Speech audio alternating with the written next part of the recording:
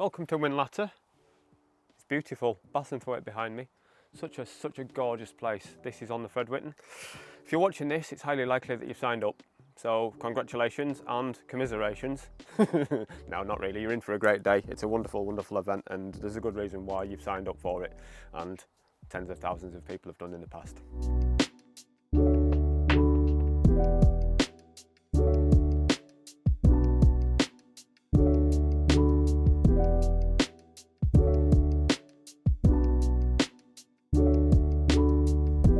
This is not a training video. I'm not going to do a training video because this is going out just before the Fred, and if you're watching this, you've probably had a training plan and you've basically done it already. You should be tapering by now. This is going out 2.5 weeks before the Fred, 3 weeks before the Fred, somewhere like that. I don't need to tell you about training. You'll have had a coach, you'll have had a training plan, you'll have done all of that already. So it's pointless me telling you about training. This is about safety, tips for the day, tactics, such, because lots of people have asked a lot of questions recently, so I'm going to try and answer them all at once. I did have a big sheet of paper with me. I'd written a big list at home and I've left it at home, so I've had to try and write it all again. So I'm going to have to try and remember everything now, so that's going to be interesting. The weekend starts on a Friday as far as I'm concerned, and it's very basic. It's write a list and pack everything. Pack everything you think you can pack straight away. It's easy as that. Get a good night's sleep, keep hydrated. Saturday morning will come around. If you need to travel to the Fred, obviously you get here whenever. There's the times advertised on the website and through all the documentation that you'll get through all the leaflets. Come and register, have a look around. Chat to people, chat to the marshals, chat to volunteers, chat to all the cyclists. Grab a coffee, a brew, or whatever. There's plenty of stuff for sale there as well. And grab a cowbell. You need a cowbell. A lot of people like to go for a bit of a spin on the Saturday as well, on the day before, especially if they've been travelling a long distance, just to wake the legs up. It does help. I don't tend to because I live locally. I don't really need to. I'll just potter about at home, that's all good. But a lot of people find that a really good idea. But don't go mental. Don't go for a 6-hour ride the day before the Fred, because you're going to need your legs on the day. Some people have asked about carb loading on the Saturday as well, or indeed in the days leading up to the Fred. Now, I'm not a huge fan of carb loading. It works to a certain degree, but a lot of people go way too far with it, and you do not want to eat too much. So get your evening meal, have what you normally eat. Don't have a massive amount of it though, because you don't want to be waking up on Sunday morning with a full belly and not wanting to eat anything, because you're going to need to get up and eat breakfast. Hand anything that you have got to support if they are there on the Saturday or if they're local. We'll talk about where support can go in a moment, but plan everything. If you need to give them a bag with everything, with your bottles, with your food, specific instructions, and tell them where to go, do that, even if it's written down. Just plan ahead. And after you've had your ride, or not a ride, have your evening meal, go to bed early. Go to bed early and set your alarm. You don't want to miss your alarm. It has happened in the past, not myself. I've heard of stories of people missing their alarm and rushing to the start and getting there way too late and just having to put the hammer down and having an awful day of it. So you just, you don't want to miss it. You've trained this long to get to the start line. Get to the start line on time. So Sunday morning comes around, you've woken up nervous. I can guarantee that much. You're woken up nervous but excited at the same time. You'll want a decent breakfast, not a huge one. Have a normal breakfast. I'll just have a bowl of porridge normally before I travel here. I'll eat something at least an hour before I set off. And then just as I set off, or just before I set off, I'll start grazing. You want to be grazing all day. It's the best plan, just graze all day. There's places where you should eat, obviously not before the big climbs, but you'll have a sticker on your bike to tell you exactly where the climbs are at the point of the Sportive, because they're all labelled for mileage markers. The best thing to do is eat after your descent and on the flat bits. The main flat bits are along Ullswater before you get to Matterdale. Again, don't have a huge amount. The A66 is a good place to do this. Obviously be mindful of the traffic when you're on there. And after Lawton, after Winlatter, there's the food stops that you can use them obviously for food and water. These are great. They have sandwiches, crisps, cake, jelly babies, food. They've got everything you need nutritionally. I think with KMC supporting this year, there's probably gels there as well, so that's great. But I find them very busy, and it takes a lot of time out of your day there, especially at Gatesgarth Farm just before Buttermere, because there's a lot of people there and you have to queue, and if you're mindful of trying to get a decent time, you don't want to be spending ages there. What I tend to do is get people to go to Whinlatter. At Whinlatter Summit there is a visitor centre. There's loads of parking. It's paid parking, granted, but you know, these things don't cost nothing to create. There's a visitor centre, so there's things to do for kids, because if they're going to be waiting a while, it's good for them to do something. There's a lot of people there, a lot of cowbells. It's really sheltered as well, and there'll be a huge amount of people there ringing cowbells, so you can plan what side of the road that your support's going to be on, and you can keep a lookout for them. They can even ping you a message. Before you set off, it's probably worthwhile sending your tracking data to them. If you use your Garmin, your Wahoo, or even WhatsApp, you can use that for live tracking for up to 8 or 12 hours, I think, so they can see when you come in, so they don't miss you. Whinlatter's probably the best place to get your food. It's halfway. You're 55 miles in, you've got a great descent afterwards, and then you're through into Lawton for the long run all the way up to Cold Fell, where you get a real good chance to get some food on board. It's the perfect place to get your food. So, tactics for the day. Do not set off too fast. It's a 6-mile run through Ambleside to the first climb, and that climb comes before you know it. You think you've just got on your bike. Lots of people start motoring up there, up towards Troutbeck. It's the longest climb. It starts off steep and it graduates. It goes up, down levels. There's some really steep bits. There's a hilarious sign that says 116%, which someone's sprayed. It's a long old climb up Kirkstone. Use it as a warm-up. You don't want to burn all of your matches at the start of the day, because you're in for a long day and you need to save a lot of it for hard knot and rhinos. Hard knot and rhinos are as bad as everyone says, especially hard knot. It's brutal. It's long, and you get to the point in the middle where it's a rest at 8%. Honestly, 8 to 10% feels nice. It feels almost flat after the first huge ramp. And then at the top of that, obviously, you've got your really horrible bits. On this, I'm not even really going to talk about the climbs. I want to leave them as not a surprise. If you've not done it before, you've probably heard about them already. And as I mentioned, hard knot and rhinos are tough, but it's not all about hard knot and rhinos. It's all you'll be thinking about on the ride, and that's probably the right thing to do. But keep everything in your back pocket. You're going to need it. Just take it easy and keep within yourself on every ascent, because there's a lot of them, and as you know, there's 12,000 feet of climbing. So if you can keep as much in your legs as possible, keep your heart rate to a reasonable rate, you'll be fine on that. On the flat bits, try and keep with a bunch, even if it's 1 or 2 people. Riding with a bunch is faster, you save energy. It's neutrally brilliant. There's no point in getting to a group thinking they're going a little bit too slow and trying to smash out in front of them, because they'll catch you back up. You just burn so much more energy. You can save 30–40% of your energy in a pack, and if you're going to be in a pack, share the load. Do your bit. It's only fair. There's 2,500 of you on the day. Share the burden. So what I do want to talk about for the Fred is the descents. In particular, there are 3 which are highlighted as dangerous, but I'm going to go through them all anyway, because it's nice to know about them, and I've been around the course recently and I've checked where there's issues. So the first one you get to is Kirkstone. Kirkstone is the widest, it's the fastest. It's open to traffic, so be aware. It's a bus route and it's a popular route, but it's early. There will be traffic, but there won't be a huge amount. If you are a less confident descender, keep to the left-hand side of the road at all times. Lots of people worry about descending, lots of others don't. As I've mentioned in the past, I'm a confident descender. If you're going to be going quick, stay on the right-hand side as much as you can. Try not to be in the uphill lane, because that's dangerous. But the views are decent down there. There's a few areas where you can't quite see, so stay in your side of the road.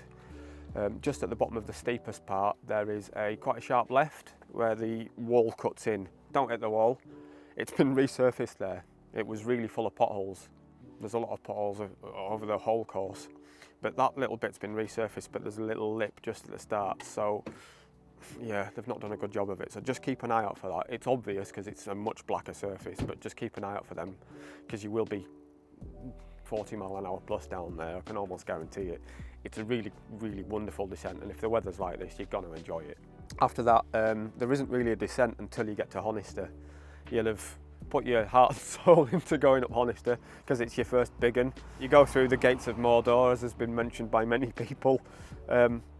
Take it easy at the start. It can get away from you really quickly. You're into 25% there.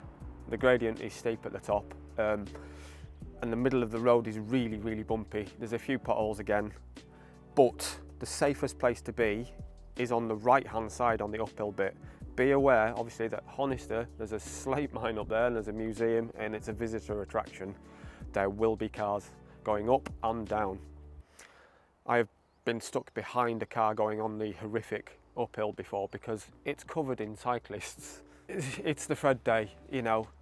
There's nothing anyone can do about it, so you just have to be mutually agreeable. But on the descent especially, first 400 metres, take extreme care. Stick to the not middle of the road where it's lumpiest. You'll come round where you think it starts levelling off a bit, it will veer left and then it gets bumpy and there's a sharp right before the bridge. That needs care. On the inside of that corner before the bridge, it's resurfaced a long time ago and the surface is awful. As soon as you get to the bridge, boom, go for it. Absolutely fly. You can get all the way down to Gatesgarth at a fantastic rate and it is the most beautiful place to go fast. It really is. One thing that isn't mentioned on the descents, because it isn't really one, just before you get to the Newlands climb, literally just before, you go down a dip and then you sweep up to the right. There's marshals there to tell you to be careful. There could be gravel in the middle of the road because of the runoff and the rain and the weather. Hopefully it'll be swept, but you can't guarantee that. Plus it might be raining, so the road will be slick. Take great care there. Newlands descent itself is great.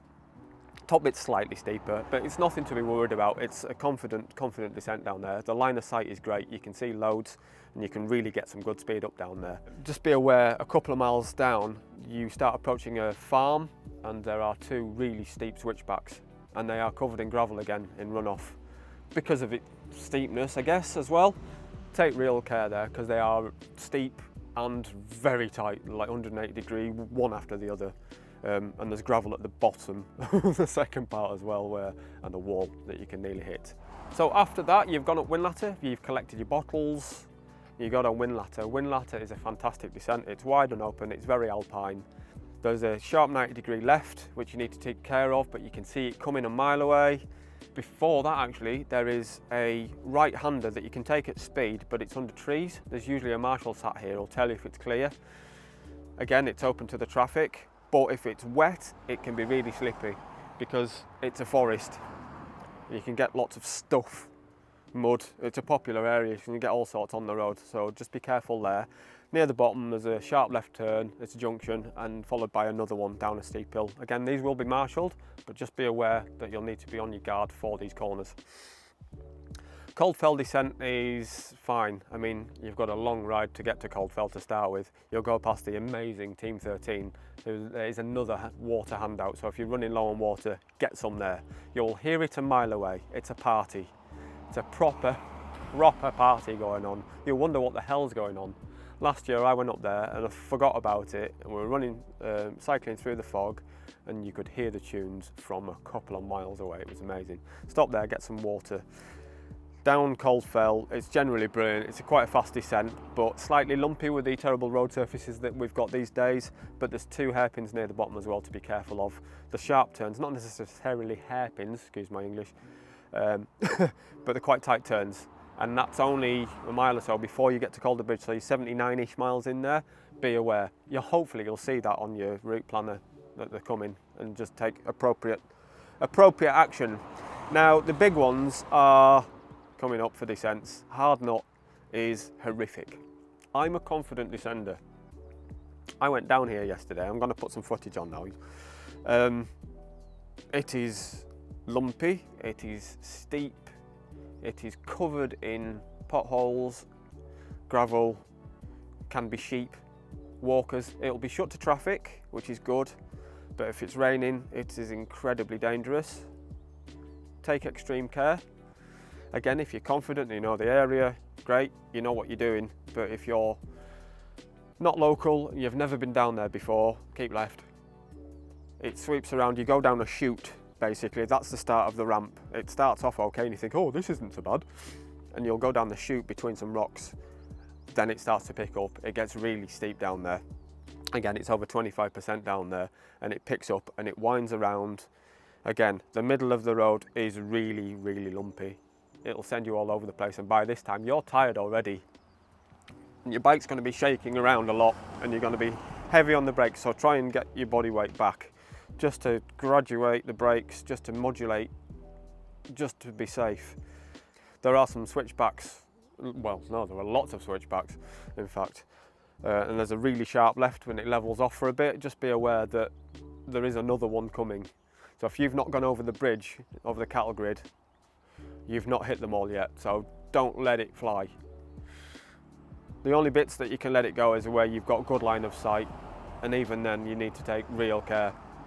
As I say, I'm a descender and I take care down there. Rhinos, again, is not as bad as Hard Knot, and again, I went down there yesterday, there's footage from it, so I'll put it here, but again, it's lumpy. There's a bit where you can just sweep all the way down and really, you're following down the side of the mountain, it's amazing. The views are spectacular, but after you get to the bottom of that bit, you'll start hooking left and there is a really sharp left turn. You can see a farm coming, so if you can see that coming, really back off, because there's a sharp left and there's a wall on the outside of it. You're not going to win if you hit anything there. You can get gravel across there, and just after that it'll ramp down very quickly. You'll face a cattle grid and a sharp 90-degree right that's covered in gravel. There's a farm there again. Be really careful. After that, the last descent really to make any notice of is Bleetarn. You've gone through the cattle grid at the top. You've done your last climb, you're elated, you've seen the Hollywood views that are better than this. You've just gone, wow, this is why I'm here.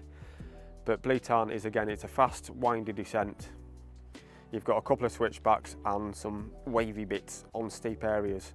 Keep sat back for these, keep it tight, and then you can let it flow a little bit, but be aware again, at the bottom, where it's fastest, there's a sharp 90-degree turn into a cattle grid. So you need to be straight over the cattle grid, and there's a wall on the left that you can hit if you get it wrong. There will be marshals here shouting at you, I can guarantee it. I've had it many times. So you just need to take extreme care. So that's the descents. You be careful on those descents, please.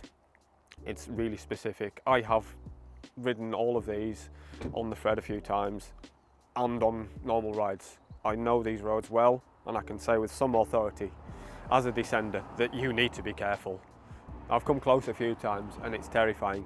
You don't want to be coming off because you're in the middle of nowhere and support is a long, long way away. Just bear in mind that you're in control of you, and you are in control of not hitting anyone else and not letting anyone else hit you. So just be aware, there's 2,500 of you on the day. So I don't want to put the fear into God in you all. It's just mindfulness, isn't it? But I mean, I sound like I'm making it out to be some kind of horrific event. It's not. You will enjoy it, but you can be in control. I think the main thing is to be in control, and you will enjoy it lots. There's nothing to be scared of. Let me put it that way. Just to be wary. Throughout the whole route, it's not just cars you've got to be aware of. It's the Lake District. If it's like this, there's going to be a lot of people around. Walkers on all of the ascents and the descents. They're going to be all over the place, and as is normal for round here, being a local, if they're visiting from afar, they're not very aware of other things. So make sure they've seen you. When you turn left just before Ambleside, you go around a back lane basically called Under Loughrig, and it's a cut through instead of going through Ambleside again, because Ambleside, it's going to be Sunday, it's going to be full of tourists. You go around Under Loughrig, and it's a good place for people to go walking, and lots of people park up there. The people will be walking, you need to make them aware that you're coming, because they will take up the whole width of the road. I know this from experience, not just from Fred. Because it's towards the end of the ride, riders are only coming through sporadically, so they will filter back into the road. So just shout that you come in and say thank you very much. Be courteous and be nice. If you've got any other questions, do not hesitate to ask. I'll answer any questions that you've got to my best ability, and if I don't know, I'll know somebody that will know. You are going to have a fantastic day. It is a wonderful, wonderful event, and you're going to have a lifetime of wanging on about the Fred, just like everyone else has already done the Fred, and you can bore your mates to tears for the rest of their lives as well. Well, until you get them to do it, and then they can talk about it together, can't you? You're going to really enjoy the day, I can guarantee that. There's reasons why people come back and do it multiple times. I mean, I know people that are who've done every one. And that says a lot. If you're not after a time, if you're after it, just complete it, enjoy it. Don't stress that if you have to get off and push. It doesn't make you any less of a human. So, I'm gonna go, because I'm starving. I've been out doing some of these climbs today. Just a bit of stretch my legs and get you some footage. And I'm gonna go home and eat now. I hope that's helpful for you. I seriously do. If there's anything else, yeah, get in touch and I'll see what I can do. See you later.